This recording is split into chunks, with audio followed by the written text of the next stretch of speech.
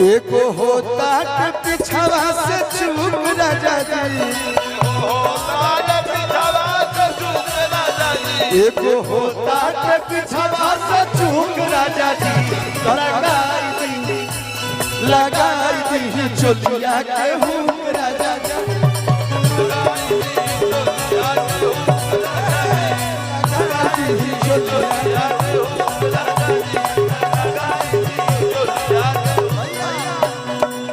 केसिया भी झाड़ लेनी पेन्हले ले साड़ी, लाली लगाई लेनी रूपवा सवारी,